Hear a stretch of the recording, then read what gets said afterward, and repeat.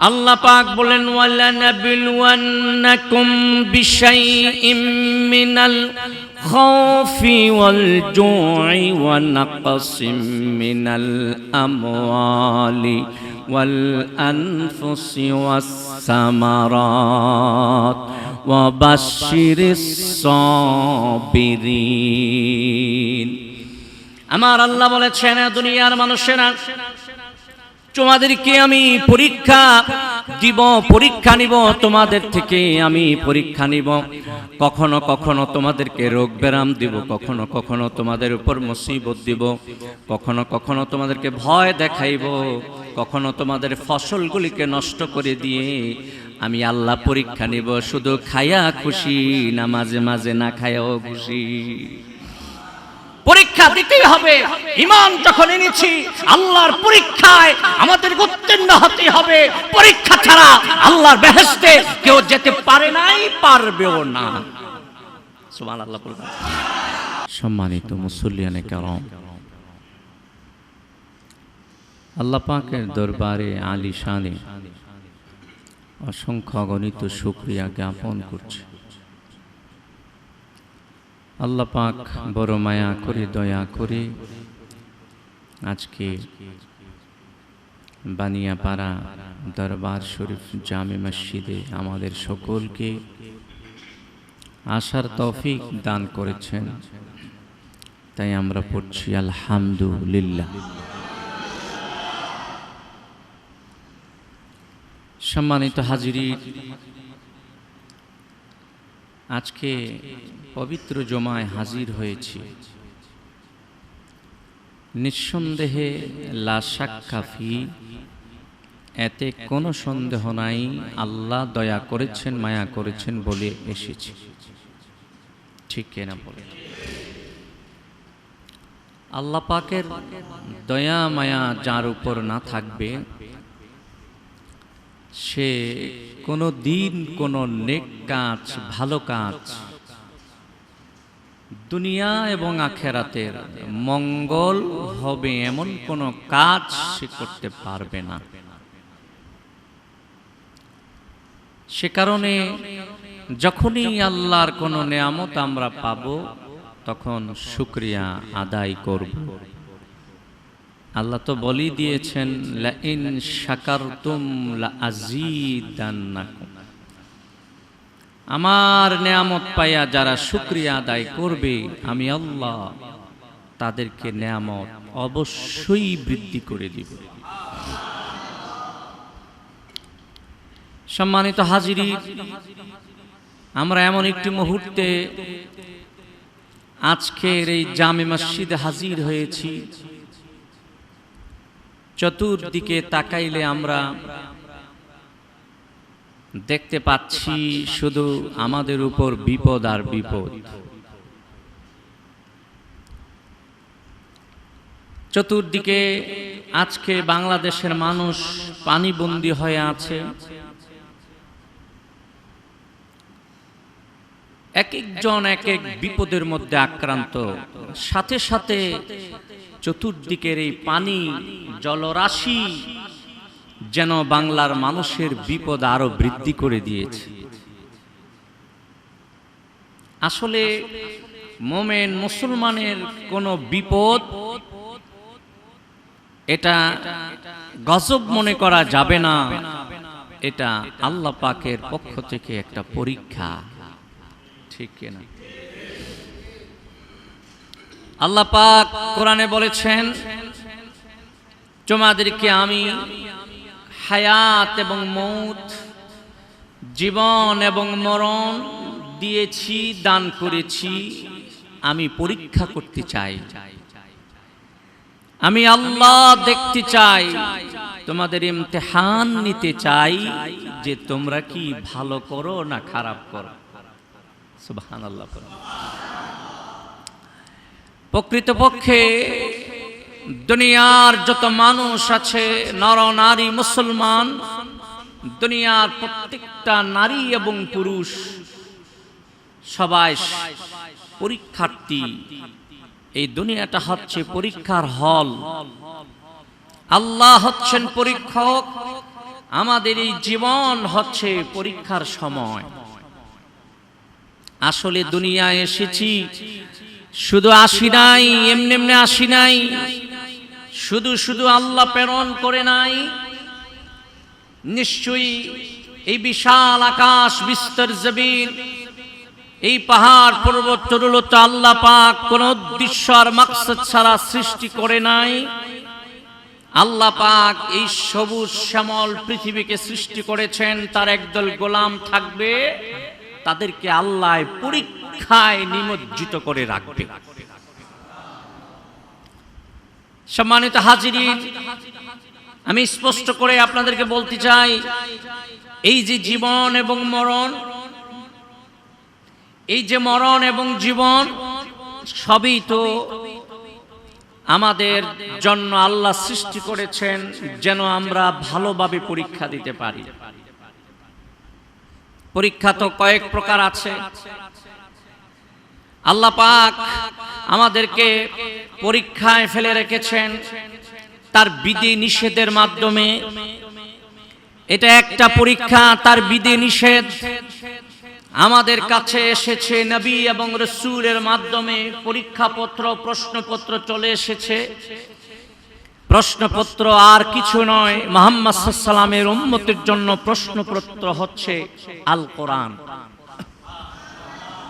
এই কোরআনে বিধি নিষেধ আছে। আল্লাহ পাক দেখতে চান কে মানে কে মানে না, কে শোনে কে শোনে না, কে বুঝে কে বোঝে না। যদি কেউ মানে তার জন্য বেহেশত, যদি না মানে তার জন্য জাহান্নাম। ঠিক কিনা বলে? এই তো এক ধরনের পরীক্ষা, বিধি নিষেধের পরীক্ষা। আর এক ধরনের পরীক্ষা হচ্ছে আল্লাহ পাক মাঝে মাঝে বালা মুসিবত আমাদের উপর দেন। আল্লাহ পাক মুসিবত দিয়ে পরীক্ষা করেন যে বান্দা সুখে থাকলেই শুধু আমার শুকরিয়া আদায় করে, নাকি মাঝে মাঝে দুঃখে পড়লেও আমার শুকরিয়া আদায় করে। আল্লাহ একটু পরীক্ষা নিতে চায়। আল্লাহ পাক আরেকভাবে আমাদেরকে পরীক্ষা নেয়। মাঝে মাঝে ভিনদেশী কাফের মুশরিকের আগ্রাসনে আমাদেরকে নিমজ্জিত করে, তাদের রক্ত চক্ষু দেখাইয়া আল্লাহ আমাদের ঈমান পরীক্ষা করতে চায়। দেখি আমার বান্দা যে ঈমান এনেছে, কালিমা পড়েছে, আমার বান্দা পড়েছে লা ইলাহা ইল্লাল্লাহ, ভিনদেশী কোন কাফের মুশরিকের রক্ত চক্ষু দেখে সে কি ঈমান হারা হয়ে যায়, নাকি ঈমানের উপর অবিচল সীসা ডালা প্রাচীরের মতো থাকে। আল্লাহ এটাও দেখতে চায়। বলেন সুবহানাল্লাহ। আমরা কি পড়েছি? লা ইলাহা ইল্লাল্লাহ মুহাম্মাদুর রাসূলুল্লাহ সাল্লাল্লাহু আলাইহি সাল্লাম। এই কালিমার অর্থ শুধু বাহ্যিক দৃষ্টিতে আমরা যা দেখি তা নয়, এর ভিতরে এক মহাসাগর আল্লাহ লুকায়িত রেখেছেন। সম্মানিত হাজিরিন, বিধি নিষেধের পরীক্ষা আছে। আজকে আমাদের জন্য আছে আল্লাহর পক্ষ থেকে নির্দেশ, নামাজ পড়ো, রোজা রাখো, হজ করে যাকাত দাও। যারা নামাজ, রোজা, হজ, যাকাত এই সমস্ত নির্দেশমূলক কাজগুলি করবে, তারা যেন এক প্রকারের পরীক্ষায় কামিয়াব হয়ে গেছে। আবার অন্যদিকে আল্লাহ বলেছেন, বান্দারা তোমরা গুনাহ করতে পারবে না। গুনাহ তো কত প্রকার আছে, সমস্ত গুনাহকে আল্লাহ পাক আমাদের জন্য নিষিদ্ধ করে দিয়েছেন।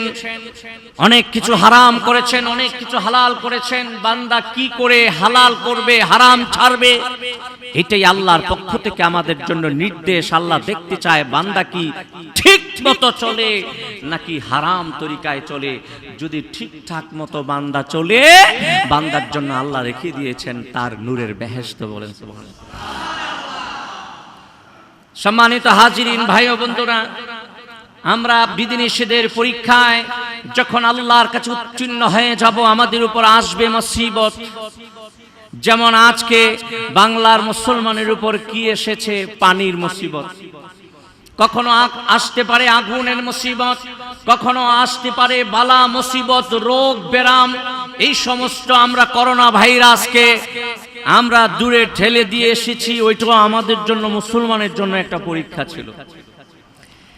আল্লাহ পাক বলেন ওয়ালানাবিলওয়ান্নাকুম বিশাইইম মিনাল খাউফি ওয়াল জুই ওয়া নাকসিম মিনাল আমওয়ালি ওয়াল আনফুসি ওয়াস সামারাত ওয়া বাশশিরিস সাবিরিন। আমার আল্লাহ বলেছেন দুনিয়ার মানুষেরা, তোমাদেরকে আমি পরীক্ষা দিব, পরীক্ষা নিব, তোমাদের থেকে আমি পরীক্ষা নিব। কখনো কখনো তোমাদেরকে রোগ ব্যারাম দিব, কখনো কখনো তোমাদের উপর মুসিবত দিব, কখনো কখনো তোমাদেরকে ভয় দেখাইব, কখনো তোমাদের ফসলগুলিকে নষ্ট করে দিয়ে আমি আল্লাহ পরীক্ষা নিব। শুধু খায়া খুশি না মাঝে মাঝে না খায়াও খুশি? পরীক্ষা দিতেই হবে। ঈমান যখন এনেছি আল্লাহর পরীক্ষায় আমাদের উত্তীর্ণ হতে হবে। পরীক্ষা ছাড়া আল্লাহর বেহেশতে কেউ যেতে পারে নাই, পারবেও না। সুবহানাল্লাহ বলবেন। আল্লাহ পাক কোরআনে কি বলেছেন? আহাসিবান নাসু আইয়ুতরাকু আইয়াকুলু আমান্না ওয়া হুম লা ইফতানুন। তারা কি মনে করেছে যে তারা বলেছে আমরা ঈমান এনেছি, এতটুকু বলার পরেই তাদেরকে বেহেশত দিয়ে দেওয়া হবে, তাদের কোনো পরীক্ষা নেওয়া হবে না? না, প্রত্যেকটা নবী এবং রাসূলকে এই পরীক্ষা দিতে হয়েছে। যে যত মর্যাদার অধিকারী ছিল তার পরীক্ষাটা আল্লাহর দরবারে তত বড় ছিল। বলেন সুবহানাল্লাহ। এই পৃথিবীতে কোনো নবী রাসূল আসে নাই যারা পরীক্ষা দেয় নাই। সুবহানাল্লাহ। এই যুগেও দেখবেন যার পরীক্ষা বেশি মনে করবেন সে আল্লাহর কাছে তত বেশি প্রিয়। সুবহানাল্লাহ পড়বেন না? একজন পরীক্ষায় নিমজ্জিত হয়ে গেছে, বড় পরীক্ষায়। আপনি দেখে মনে কইলেন না এই লোকটা খারাপ মানুষ। না না, নিশ্চয়ই আল্লাহর কাছে তার কোনো মর্যাদা আছে, এই কারণে আল্লাহ তারে বড় পরীক্ষায় ফেলেছে। একজনে বড় অসুস্থ হয়ে গেছে, মনে করবেন না মানুষটা ধ্বংস হয়ে গেছে।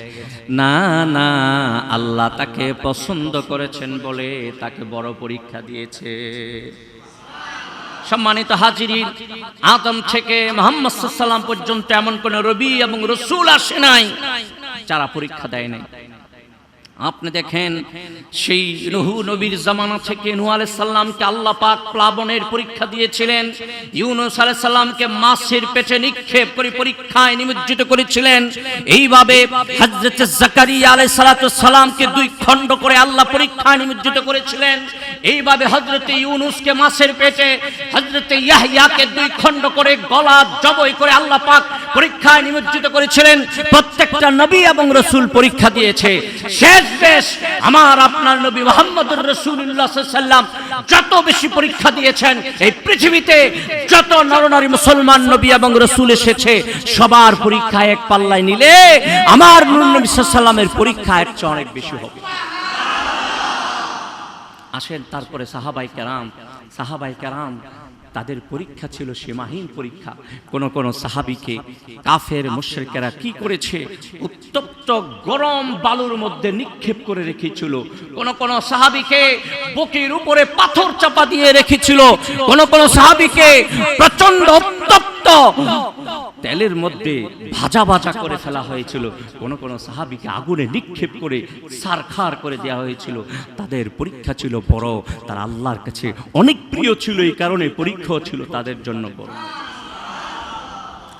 সম্মানিত হাজিরিন, এই জীবন পেয়েছি, নিঃসন্দেহে একদিন মৃত্যুর স্বাদ আস্বাদন করতে হবে। কুল্লু নাফসিন যায়িকাতুল মাউত, প্রত্যেকটা নফসকে আর জীবকে কি করতে হবে? মরণের স্বাদ আস্বাদন করতে হবে। একদিন তো মরে যাব, তবে পরীক্ষায় যদি ফেল করে মরি তাহলে আবার আইসা পরীক্ষা দেওয়া যাবে না। যাওয়া যাবে? এই আবার আসা যাবে? দুনিয়ার নিয়ম হচ্ছে পরীক্ষায় ফেল করলে আবার দিয়ে পাস করা যায়। এক বিষয় ফেল করছেন, এর পরের বছর আরেক বিষয়, এই বিষয়টা পরীক্ষা দিয়ে আপনি পাস করতে পারবেন, ঠিক কিনা? পুরা সব বিষয় ফেল করছেন, আগামী বছর 3 বছর পরীক্ষা দেওয়ার সুযোগ আছে। কিন্তু আল্লাহ না করুক আপনি যদি আল্লাহর পরীক্ষায় ফেল করে কবরে যান, দ্বিতীয়বার আইসা এই পরীক্ষায় পাস করার মতো কোনো রাস্তা নাই, ঠিক কিনা? সম্মানিত হাজিরিন, বলবো আপনাদেরকে উদাত্ত আহ্বান করব, পরীক্ষা যখনই আসবে ধৈর্য ধারণ করতে হবে, হায় হতাশ করা যাবে না। কি হইল রে, কি করলো রে, আল্লাহ কি করলো, আল্লাহ আমারই দেখলো, কেউ রে দেখলো না, এই ধরনের নাশুকরিমূলক শব্দ ব্যবহার করা যাবে না, এই সমস্ত কুফরি শব্দ ব্যবহার করা যাবে না। সব সময় ধৈর্য ধারণ করতে হবে। ধৈর্য ধারণ করলে আল্লাহ নেয়ামত দেয়, আল্লাহ পাক জান্নাত দিয়ে দেয়। বলেন সুবহানাল্লাহ। আল্লাহ পাক বলেছেন, ইন্নামা ইউওয়াফাস সাবিরুনা আজরুহুম বেগাইরি হিসাব। পরীক্ষায় যারা ধৈর্য ধারণ করবে তাদের এত পরিমাণ পুরস্কার আল্লাহ দিবে, তার সংখ্যা কেউ জানে না। বেগাইরি হিসাব, যার কোনো হিসাব নাই। বলেন সুবহানাল্লাহ। সম্মানিত হাজিরিন, যারা পরীক্ষায় ধৈর্য ধারণ করবে, যদি আমলের পরীক্ষায় ধৈর্য ধারণ করে, আল্লাহ পাক তাদেরকে একরকম সওয়াব দিবে। যদি গুনাহ থেকে বাঁচার উপর যে পরীক্ষা, আল্লাহ বলেছেন গুনাহ করা যাবে না, এই পরীক্ষায় যদি ধৈর্য ধারণ করে তাহলে আল্লাহ পাক দ্বিগুণ, তার চেয়ে বেশি সওয়াব দিবে। তারপরে যখন কাফির মুশরিকের পক্ষ থেকে কোনো মুসিবত আসবে, মানে মুসলমান যারা নির্যাতিত হচ্ছে ফিলিস্তিনে, আজকে তাদের উপর বড় পরীক্ষা চলছে, তাদের ধৈর্য হচ্ছে সবচেয়ে বড় ধৈর্য, ঠিক কিনা? কাফের মুশরিকের নির্যাতনের পরীক্ষা, বড় পরীক্ষা। আজকে আমরা এই বাংলাদেশে বড় আরামে আছি, নামাজ পড়তে কোনো বাধা নাই, রোজা রাখলে কেউ বাধা দেয় না, হজ যাকাতে কেউ বাধা দেয় না। অথচ আজকে ফিলিস্তিনের মুসলমানের দিকে তাকিয়ে দেখেন, তারা নামাজ পড়তে পারছে না। নামাজে দাঁড়াইলে সেই প্রাচীন যুগের মতো, আমার দয়াল নবী সাল্লাল্লাহু আলাইহি ওয়াসাল্লামের যুগের মতো নামাজের মধ্যে তাদের উপর আঘাত করা হয়, প্রহার করা হয়, নামাজ থেকে ধাক্কা দিয়ে বাহির করে দেওয়া হয়। কিন্তু বাংলার মুসলমান এই দিক দিয়ে শান্তিতে আছে, ঠিক কিনা? মুসলমানদের উপরে আল্লাহ পাক মাঝে মাঝে পরীক্ষা ছোট দেয়, মাঝারি দেয়, বড় দেয়। পরীক্ষা চলবেই, মুসলমানের পরীক্ষা বন্ধ হবে না, দিতেই হবে পরীক্ষা। পরীক্ষা না দিয়ে পার হওয়ার কোনো রাস্তা। সম্মানিত হাজিরিন, এই পরীক্ষায় আমাদেরকে ধৈর্য ধারণ করতে হবে আর আল্লাহর উপর ভরসা রাখতে হবে, ঠিক কিনা? আমরা মনে করব না আমরা পরীক্ষায় পড়েছি, আমাদেরকে পরীক্ষা দিতে হচ্ছে, আমাদেরকে অমুকে বাঁচাইবো, তমুকে বাঁচাইবো। এই সমস্ত চিন্তা ভাবনা রাখা যাবে না। কেউ বাঁচাইতে পারবে না, আমাদেরকে কে বাঁচাবে? আমাদেরকে সাহায্য করবেন যিনি, তিনি আমার আল্লাহ, ঠিক কিনা? আমরা মনে করি পরীক্ষায় বিপদে পড়ছি, হ্যাঁ আমার বন্ধু আছে, আমারে রক্ষা করব, কেউ ফোন করলে আমি বেঁচে যাব না। আল্লাহর উপর ভরসা রাখতে হবে। আল্লাহর উপর যারা ভরসা রাখবে, আল্লাহ তাদের জন্য যথেষ্ট হবে। সুবহানাল্লাহ। আল্লাহ পাক বলেছেন, মাইয়াতাওয়াক্কাল আলাল্লাহি ফাহুয়া হাসবুহু।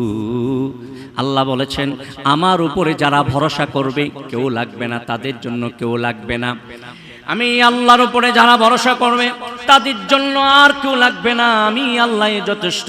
তারা যদি মুসিবতে পড়ে আমি উদ্ধার করব, তারা যদি পানিতে হাবুডুবু খায়, তাহলে আমি আল্লাহ কুদরতি হাত লাগাইয়া আমি আল্লাহ নিজেই রক্ষা করতে পারবো। বলেন সুবহানাল্লাহ।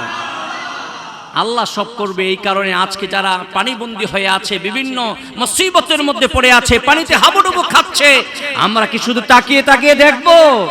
আমাদের সাহায্যের হাত তাদের প্রতি বাড়িয়ে দিতে হবে।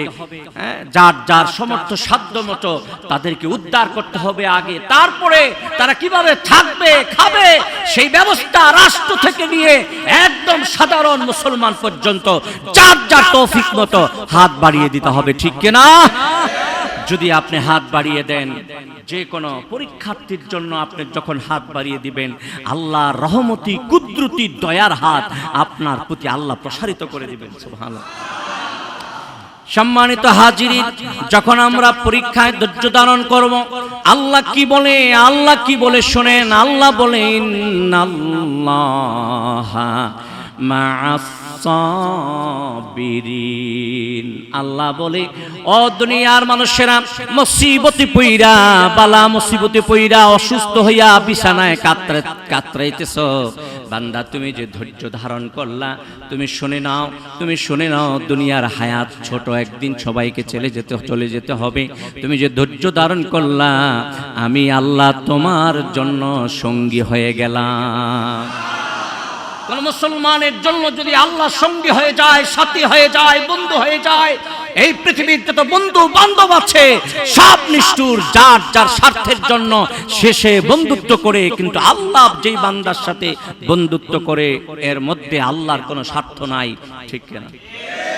আল্লাহ পাক তার বান্দা যখন মুসিবতে পড়ে আল্লাহর উপর ভরসা করে, আল্লাহ পাক নিজ হাতে তাদেরকে রক্ষা করে। সুবহানাল্লাহ। বিশ্বাস কি হয় না আপনাদের? যখনই কোনো ক্ষুধার্ত অবস্থায় আল্লাহর কাছে চাইবেন, আল্লাহ গায়বী রিজিক দিবে। যখনই আপনি মুসিবতে পড়ে, কোনো কষ্টে পড়ে অসুস্থ হয়ে আছেন, আল্লাহর কাছে চাইবেন, আল্লাহ পাক দিবে। আল্লাহর ভান্ডারে কোনো কিছুর অভাব নাই, ঠিক না? আল্লাহর ভান্ডারটা কি ছোট? সারা পৃথিবীর সমস্ত মানুষদেরকে আল্লাহ যদি যার যার চাহিদা মতো দিতেই থাকে, তারপরেও আল্লাহ পাকের ভান্ডারে এক শস্যা পরিমাণ সম্পদের কমতি হবে। সম্মানিত হাজিরিন, সম্মানিত ভাই ও বন্ধুরা, মুসিবত আসবে, বালা মুসিবত আসতেই থাকবে, একের পরে এক। জামানা যত অতিবাহিত হবে, কিয়ামত যত কাছাকাছি চলে আসবে, মুসলমানদের উপর মুসিবত তসবির দানার মতো আসবে। তসবির দানা, যেভাবে তাসবিহের দানা মুসলমান পড়ে একটার পর একটা নিচের দিকে পড়তে থাকে, আমার দয়াল নবী বলেছেন মুসলমানদের উপর পরীক্ষা, বালা মুসিবত একটার পর একটা এইভাবে আসবে। যারা খালেস মুমিন, যারা আল্লাহর জন্য ইবাদত করে, দাসত্ব করে, তারা যখন ধৈর্য ধারণ করবে, আল্লাহ পাক তাদেরকে বেগাইর হিসাব বেহিসাব নিয়ামত তো দিবেনই। বড় সুসংবাদ হচ্ছে, তাদের সঙ্গী হয়ে আল্লাহ সব সময় থাকবে। আল্লাহকে যেন সঙ্গী বানাইতে পারি, সাথী বানাইতে পারি, বন্ধু বানাইতে পারি। আল্লাহ যার বন্ধু হবে, কবরে, হাসরে, মিজানে, ফুলসিরাতে, জান্নাতে, তার কোনো চিন্তা নাই, ঠিক না? আল্লাহ যেন আমাদের সাথী এবং বন্ধু হয়ে যায়। এই মুসিবতের মুহূর্তে সারা দেশ পানিবন্দী হয়ে আছে, অনেক মুসলমান পানিতে হাবুডুবু খাচ্ছে। আল্লাহ যেন কুদরতি হাতে তাদেরকে সাহায্য করে। বলুন আল্লাহুম্মা আমিন। ওয়া মা আলাইনা ইল্লাল বালাগ। ওয়াসসালামু আলাইকুম ওয়া রাহমাতুল্লাহ।